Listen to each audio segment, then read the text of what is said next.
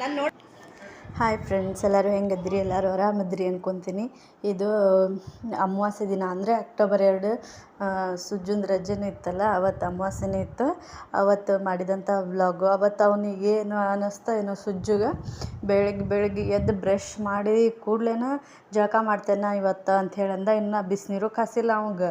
ತಣ್ಣೀರು ದಿನದ ಲೇಟ್ ಆದಾಗ ಒಂದೊಂದು ಸರ್ತಿ ಲೇಟ್ ಆಗೈತೆ ಮಾಡು ಅಂತಂದ್ರೂ ಮಾಡೋದಿಲ್ಲ. ಅಂಥದ್ರಾಗ ಅವತ್ತು ಯಾಕೋ ತಣ್ಣೀರು ಬೆಳಿಗ್ಗೆನ ಜಳಕ ಮಾಡಿ ಪೂಜೆ ಮಾಡ್ತೇನೆ ಅಂಥೇಳಿ ತಾನೇ ಎಲ್ಲ ನಾವೇನು ಹೇಳಿರಲಿಲ್ಲ, ಸ್ಟಾರ್ಟ್ ಮಾಡ್ಕೊಂಡಿದ್ದೆ ಜಳಕ ಮಾಡಿ ಪೂಜೆ ಮಾಡೋಕ್ಕೆ.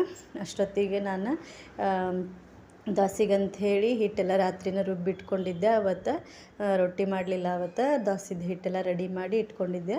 ಈ ರೀತಿಯಾಗಿತ್ತು ನೋಡ್ರಿ, ಇದು ದೋಸೆ ಹಿಟ್ಟು ಚಲೋ ಆಗಿತ್ತು. ಅದಕ್ಕೆ ಏನೇನು ಹಾಕಿದ್ದೆ ಅಂಥೇಳಿ ನಾನು ವಿಡಿಯೋ ಮಾಡಿ ಇಟ್ಕೊಂಡಿದ್ದೆ. ಅದೆಲ್ಲೋ ಹೆಂಗೋ ಮಿಸ್ ಆಗಿಬಿಡ್ತೆ. ಅದಕ್ಕೆ ನಾನು ಅಕ್ಕಿ, ಆಮೇಲೆ ಉದ್ದಿನಬೇಳೆ, ಆಮೇಲೆ ಸ್ವಲ್ಪ ಮೆಂತ್ಯ, ಸ್ವಲ್ಪ ಕಡಲೆಬೇಳೆ ಇದೆಲ್ಲನೂ ಹಾಕಿ ಬೆಳಿಗ್ಗೆ ಹಾಕಿಲ್ಲ ನೆನೆಸಿಟ್ಟಿದ್ದೆ. ರಾತ್ರಿ ಎಲ್ಲ ರುಬ್ಬಿ ಇಟ್ಟು ಬೆಳಿಗ್ಗೆ ಆ ರೀತಿಯಾಗಿತ್ತು, ಚಲೋ ಆಗಿತ್ತು. ಹಂಗೆ ಕಾಯೆಲ್ಲ ಸುಲಿಯಾತಿದ್ರು ಅವತ್ತು ಅಮಾವಾಸ್ಯೆಲ್ಲ. ಹಾಗಾಗಿ ಆಮೇಲೆ ಹಂಗೆ ಹೊರಗೆ ಅಂಥೇಳಿ ಹೋದಾಗ ನನಗೆ ಅದೊಂದೇನು ಬಟರ್ಫ್ಲೈ ಕಣ್ಣಿಗೆ ಕಾಣಿಸಿದ್ವು ಅಂತಂದ್ರೆ ಅವನು ನೋಡ್ಕೊತ ನಿಂತ್ಬಿಡ್ತೇನೆ. ಒಳಗೆ ಎಷ್ಟರ ಕೆಲಸ ಇರ್ತೈತಿ ಸಿಕ್ಕಾಪಟ್ಟಿ, ಆದ್ರೆ ಅವ್ನು ಕಾಣಿಸಿದ್ವು ಅಂದ್ರೆ ಬಿಡೋಕೆ ಮನ್ಸು ಬರೋಂಗಿಲ್ಲ. ಅದ್ರಾಗ ಅವು ಕಲರ್ಫುಲ್ಲಾಗಿ ಒಂದು ಎಲ್ಲೋ ಒಂದು ವೈಟು ಸಖತ್ತಾಗಿದ್ವು. ಹೂವು ಒಂದಿದ್ವಲ್ಲ, ಬ್ಲೂ ಕಲರ್ ಹೂವು, ಅದ್ರಾಗ ಅದು ಎಲ್ಲೋ ವೈಟು ಚಂದ ಕಾಣಕತ್ತಿದ್ವ. ಹೀಗಾಗಿ ಅವನ್ನ ನೋಡ್ಕೊತ ನಿಂತೆ ಅಲ್ಲೇ. ನನಗಂತೂ ನೇಚರ್ ಅಂದ್ರೆ ಭಾಳ ಇಷ್ಟ ಆಕೈತ್ರಿ. ಎಲ್ಲರಿಗೂ ಇಷ್ಟ ಆಕೈತೆ ಆಲ್ಮೋಸ್ಟ್. ಅದ್ರಾಗ ಹಂಗೇನಾದ್ರೆ ಸಣ್ಣ ಪುಟ್ಟ ಚಂದ ಕಾಣುವಿದ್ವು ಅಂದ್ರಂತೂ ನಾನು ಅದನ್ನಲ್ಲೇ ನೋಡ್ಕೊತ ನಿಂತ್ಬಿಡ್ತೀನಿ. ಏನರ ಕೆಲಸ ಇದ್ರೆ ಅದನ್ನ ಅಲ್ಲೇ ಇಟ್ಟು ಈ ರೀತಿ ಮಾಡ್ಕೊತ ನಿಂತಿದ್ದೆ ಬೆಳಿಗ್ಗೆ. ಮತ್ತು ಆಮೇಲೆ ದೋಸೆದು ರೆಡಿ ಮಾಡ್ಕೋಬೇಕಂತ ಹೇಳಿ ಆಲೂಗಡ್ಡೆ ಎಲ್ಲನೂ ಕುದಿಯೋಕೆ ಹಾಕಿದ್ದೆ ಕುಕ್ಕರ್ನಾಗ. ಅದ್ರಾಗ ಮತ್ತು ಮಗಳಿಗೆ ಅಂತ ಹೇಳಿ ನೋಡ್ರಿದ್ದ ಕ್ಯಾರೆಟನ್ನು ಹಾಕಿಬಿಟ್ಟಿದ್ದೆ.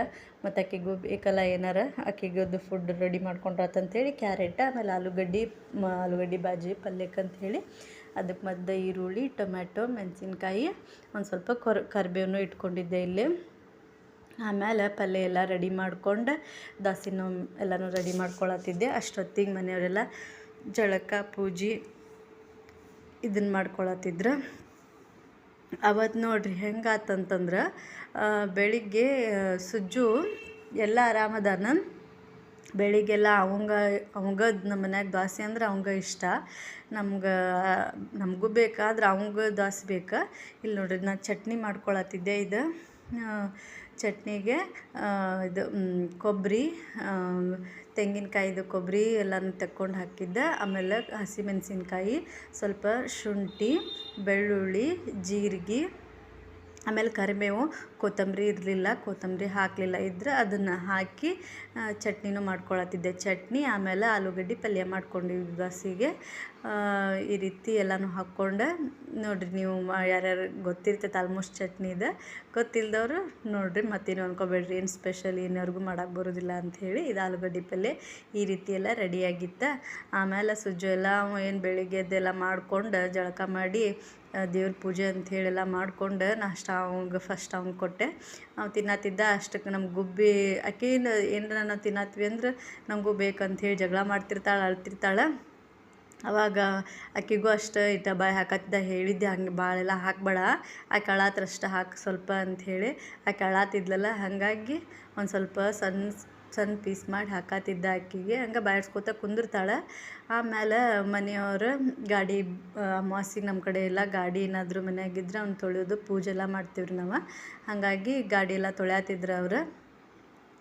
ಅದನ್ನೆಲ್ಲ ತೊಳೆದು ಅವರೆಲ್ಲ ಇಟ್ಟರೆ ಆಮೇಲೆ ನಂದೆಲ್ಲ ಜಳಕ ಎಲ್ಲ ಮುಗಿಸ್ಕೊಂಡು ನಾನು ತುಳಸಿ ಗಿಡ ಎಲ್ಲ ಪೂಜೆ ಮಾಡ್ಕೊಳತ್ತಿದ್ದೆ.